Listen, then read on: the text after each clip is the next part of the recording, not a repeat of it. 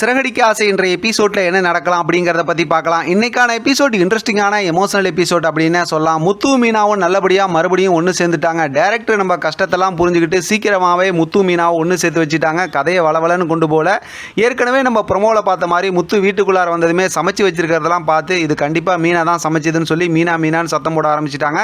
மீனா வந்து சுருதி ரூமுக்குள்ளார வச்சுக்கிட்டு இருங்க கொஞ்ச நேரம் சத்தம் போட்டோம் அப்படின்னு சொல்லும்போது இல்லைங்க அவர் என்னை தேடுறாரு அப்படின்னு சொல்லி மீனா வந்து கையை உதறிக்கிட்டு வெளியில் வந்துடுறாங்க. மீனான்னு கூப்பிடும்போது இப்போ மீனாவை பார்த்தமே முத்து அப்படியே எமோஷனலாக நிற்கிறாரு, மீனாவை எமோஷனலாக நிற்கிறாங்க. ஒருத்தர் பார்த்து அப்படியே நின்றுக்கிட்டு இருக்கிறாங்க. இப்போ இடையில சுருதி வந்து காமெடி பண்ணுறாங்க. அடுத்து உட்காந்து சாப்பிட சொல்கிறாங்க. கூப்பிட்டா தான் வருவியா போவியான்னு சொல்லி ரெண்டு பேரும் பேசிக்கிட்டு இருக்காங்க. அடுத்து சாப்பிட்டு முடிச்சு கட்டில் உட்காந்துக்கிட்டு ஒருத்தர் செஞ்ச தப்பை சொல்லி தலையில் கொட்டி விளாண்டுக்கிட்டு இருக்காங்க. அடுத்து தலைவாணியில் அடித்து விளாண்டுக்கிட்டு இருக்காங்க. இவங்க இந்த மாதிரி சந்தோஷமாக இருக்கிறத பார்த்துக்கிட்டு அதாவது சுருதி வந்து ரொம்பவுமே சந்தோஷமாயிடுறாங்க. பாருங்க அவங்க உள்ளார சண்டை வந்தாலும் எப்படி சமாதானம் ஆயிடுறாங்க.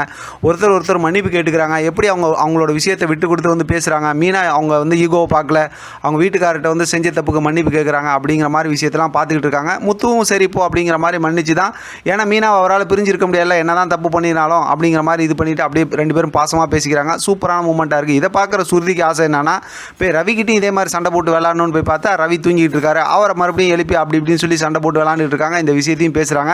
ஆனால் அம்மாவோட பாசம் கிடைக்கலன்னு சொல்லி நம்ம கதையில் மெயினான ஒரு விஷயத்தை டேரக்டர் இப்போ கையில் எடுத்திருக்க மாதிரி தெரியுது. ஏன்னா முத்துக்கு அம்மாவோட பாசம் கிடைக்கலன்னு சொல்லி இன்றைக்கான எபிசோடில் 2-3 இடத்துல பேசுனாங்க.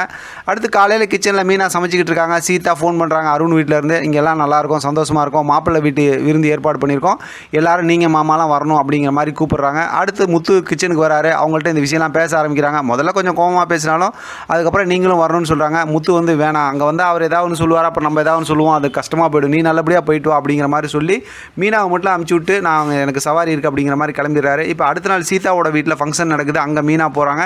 போனதுக்கப்புறம் பார்த்தோம்னா மீனாவை எல்லாரும் வாங்கன்னு சொல்கிறாங்க. அவங்க அம்மா தம்பி எல்லாருமே அங்கே தான் இருக்கிறாங்க. இப்போ வந்து நீ வந்துருக்கீங்க இந்த முத்து வரலையே அப்படிங்கும்போது அவர் முக்கியமான சவாரிக்கு போயிட்டார் அப்படின்னு சொல்லும்போது அருண் வந்து அவரெல்லாம் வரமாட்டார், அவருக்கு இன்னும் என் மேலே கோவம் இருக்குது அப்படிங்கிற மாதிரி பேசிக்கிட்டு இருக்காங்க.